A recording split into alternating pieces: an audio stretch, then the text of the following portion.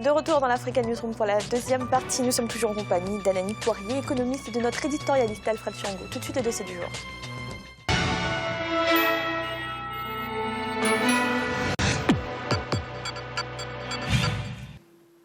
Au Rwanda, le gouvernement a engagé depuis une décennie une profonde transformation du secteur agricole. Aujourd'hui, le pays est même cité en exemple. Les bonnes performances du secteur agricole dopent la croissance du Rwanda. Et si l'État reste pour l'instant le principal investisseur dans ce secteur, les initiatives privées se multiplient. Reportage de notre correspondant Oliva Diakota. Le gouvernement rwandais a engagé depuis une décennie un processus de restructuration du secteur agricole.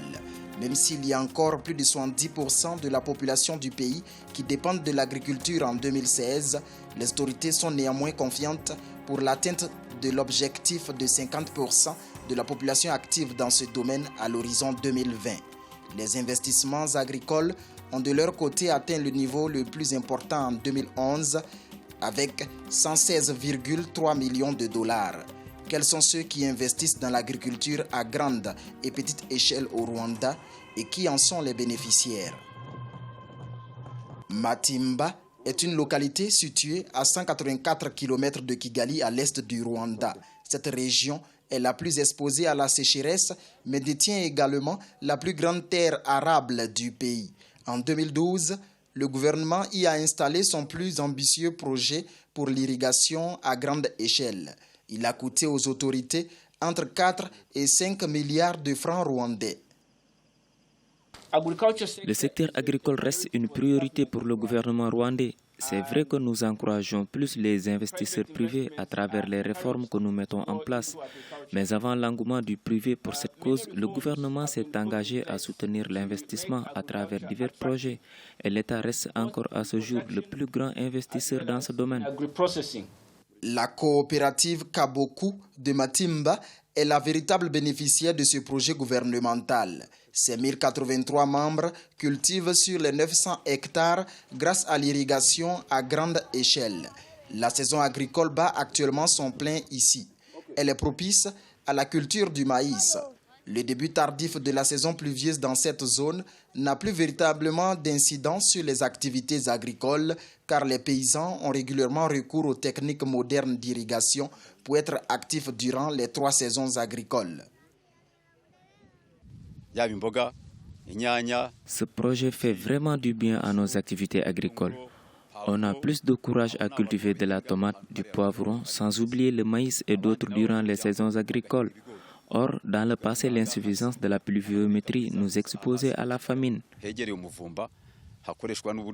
En 2010, la production était moins d'1 tonne par hectare. Mais aujourd'hui, on récolte à peu près 6 tonnes par hectare pour dire que vraiment on est dans une belle voie. Les initiatives privées d'investissements agricoles sont encore à l'état embryonnaire au pays des 1000 collines selon les autorités. Garden Fresh est une société privée rwandaise qui a fait de l'exportation des légumes sa priorité depuis janvier 2015. Elle exploite dans ce sens les terres arables dans le district de Nyagatare à l'est du pays. La production journalière est actuellement estimée entre 4 et 5 tonnes.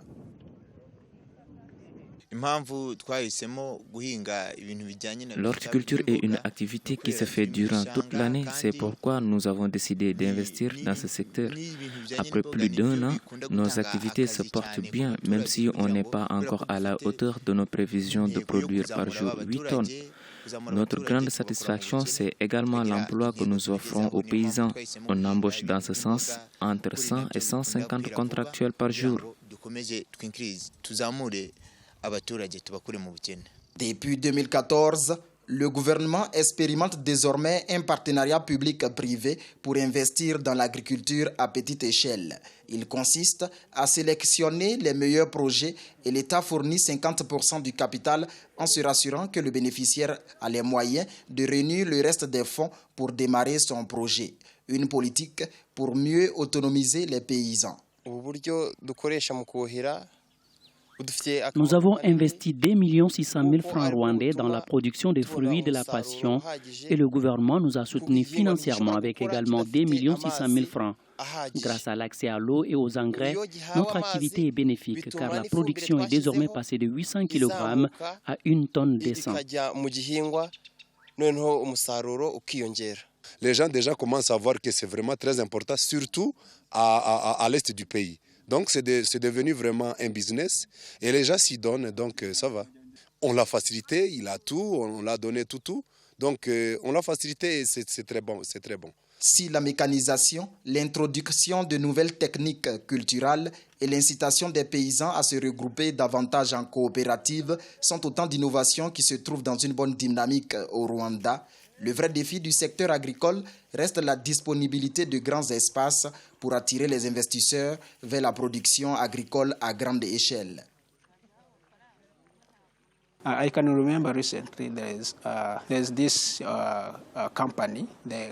me rappelle que récemment, il y avait une société productrice de sucre qui désirait étendre ses activités. Elle sollicitait 5 000 hectares pour planter la canne à sucre. Malheureusement, elle n'a pas eu cette chance car nous manquons de terre. Par conséquent, cet investissement n'a pas pu être fait.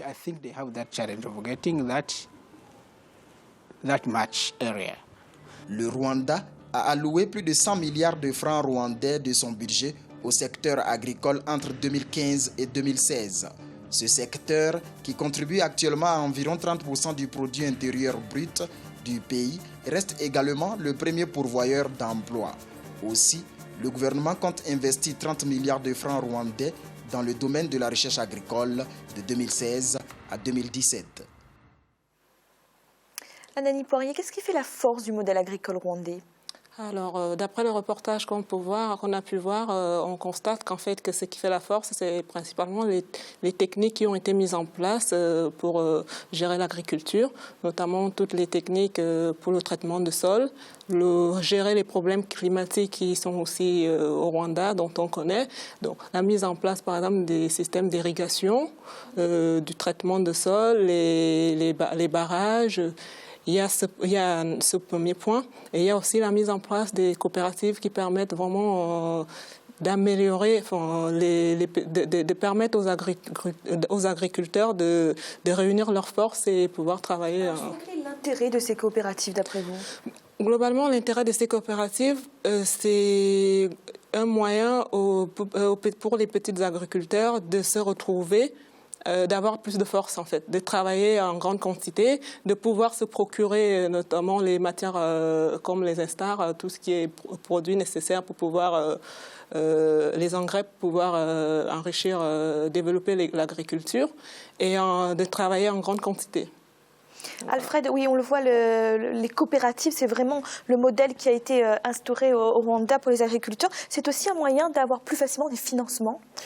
Je pense effectivement que regrouper les agriculteurs en coopérative, ça permet par rapport justement au financement ou aux investissements là étatiques pour le moment, de pouvoir accéder facilement à des prêts, à des financements qui permettent effectivement d'avoir des équipements. Là, on l'a vu pour l'irrigation, d'avoir la possibilité d'accéder aux intrants qui coûtent énormément cher et d'améliorer de cette manière-là la productivité. Ça, c'est quelque chose de très intéressant.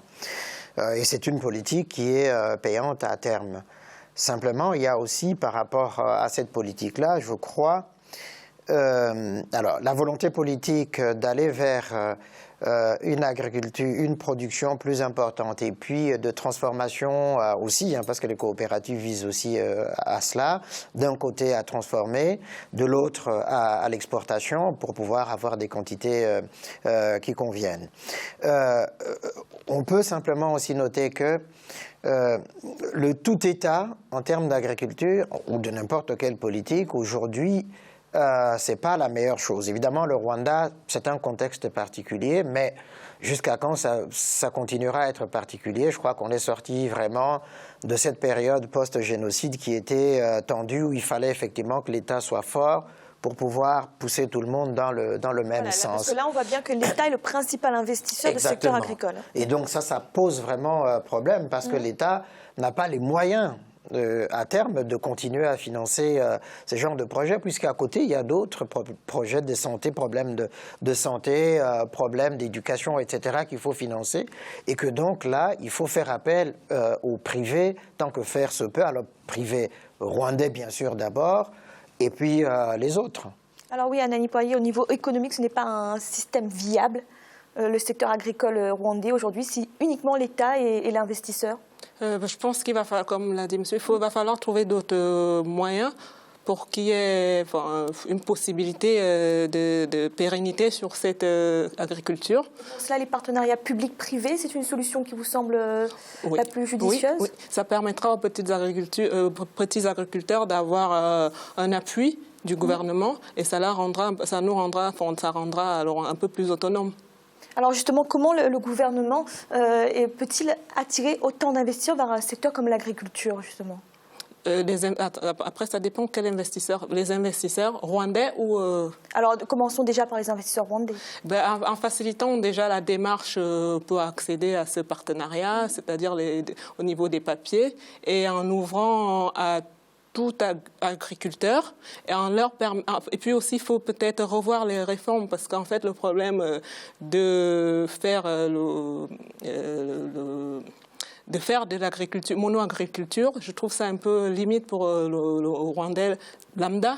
Donc en fait, s'ils veulent rendre cette agriculture pérenne et que ça soit juste le financement soit en interne, il va falloir écouter l'agriculteur lambda, comprendre les besoins de l'agriculteur et diversifier le type d'agriculture. Ne pas le faire mono-agriculture comme ils font actuellement. Alors, Alfred, là, on voit toute cette stratégie du Rwanda pour soutenir l'agriculture, en tout cas la restructurer. C'est un problème qui est vraiment commun à beaucoup de pays africains, cette relance de l'agriculture. Comment expliquer que le Rwanda a réussi? Qu'est-ce qui fait que le Rwanda a réussi là où d'autres pays africains n'y arrivent toujours pas? Alors, disons que il faut relativiser cette réussite du Rwanda, même si on la salue ici. C'est que d'un côté, je crois que le contexte de crise post-génocide a fait prendre conscience aux autorités rwandaises de la nécessité d'investir dans l'agriculture, puisque c'est un pays qui est à 90% agricole, et que donc, sans la relance de l'agriculture, de l'élevage, on courait à la catastrophe. Et donc, il y a eu cette politique de soutien, mais vraiment efficace, à la relance de l'agriculture. Ça, c'est d'un. De deux, il y a cette forte volonté politique du président rwandais, Kagame justement, de faire que l'agriculteur rwandais ou que les Rwandais soient au cœur de tous les projets qu'il lance pour le redressement de son pays. Et donc, avec ce suivi durant toutes ces années. Le reproche qu'on peut lui faire, c'est effectivement, par-delà la question de la spécialisation en monoculture, c'est plutôt de ne pas tenir compte de la question de l'autosuffisance alimentaire, parce que ça commence toujours par là. La pauvreté, elle est là, l'autosuffisance alimentaire n'est pas encore là, donc il faut déjà soutenir cette agriculture de subsistance et à côté de ça, favoriser justement cette agriculture d'exportation avec les coopératives. Alors les chiffres montrent quand même qu'il y a un recul de la pauvreté grâce justement à cette relance de relative. Oui. Oui, Anani Poirier. Non, mais c'est que, je vais dire, ces chiffres, moi, je les prends avec un peu de recul, parce qu'en fait, effectivement, moi, je salue l'évolution du Rwanda par rapport aux d'autres pays africains. Moi, je dis un grand bravo. Il y a eu un grand travail de restructuration, de stratégie déjà, et puis de restructuration avec les coopératives. Mais ces chiffres qu'on nous montre sont juste les chiffres qui disent le PIB a remonté, l'agriculture a remonté, mais les chiffres qu'on doit vraiment nous montrer, c'est par rapport, moi j'aimerais qu'on nous dise que le Rwanda n'est plus le pays le plus pauvre ou alors la famine a baissé considérablement. C'est-à-dire qu'il faut résoudre le problème déjà là, du simple agriculteur avec sa femme et ses enfants. Est-ce qu'ils mangent bien, ils vivent bien de leur agriculture? Ok, même si aujourd'hui, ils ne mangent pas parce qu'il y a le mono-agriculture, ils vont faire que du maïs à grande échelle, mais qu'ils aient au moins un retour financier qui leur permet d'acheter les autres besoins, les autres aliments qu'ils ne peuvent pas cultiver aujourd'hui. Mais c'est pour cette raison que moi, à partir du moment où on me montrera les chiffres qui montrent que la famine, ces gens vivent la famine, non seulement la famine, mais aussi les problèmes de carence, il n'y en a pas. Là, je pourrais comprendre qu'il y a une vraie augmentation, une vraie évolution de l'agriculture. Donc, en fait, ce qui fait que ces chiffres d'évolution, moi, je suis un peu sceptique sur ça. Merci. Et tout de suite, un rappel des titres qui ont été développés en début de cette émission. Le président congolais Joseph Kabila a nommé ce jeudi Sami Badibanga au poste de Premier ministre, une nomination qui fait suite à l'accord politique du 18 octobre dernier qui prévoit qu'un gouvernement d'union nationale soit dirigé par une personnalité de l'opposition. Sami Badibanga avait d'ailleurs participé au dialogue national qui avait abouti à cet accord. Et en Gambie, la campagne électorale pour la présidentielle a débuté ce mercredi. 3 candidats sont en lice, dont le président Yaya Jammeh qui brigue un 5e mandat. Face à lui, Mama Kandé, dissident du parti au pouvoir, et Adama Barrow, investi par une coalition de l'opposition. Nous allons marquer une nouvelle pause. Dans l'instant, la 3e partie de l'Africa Newsroom. À tout de suite.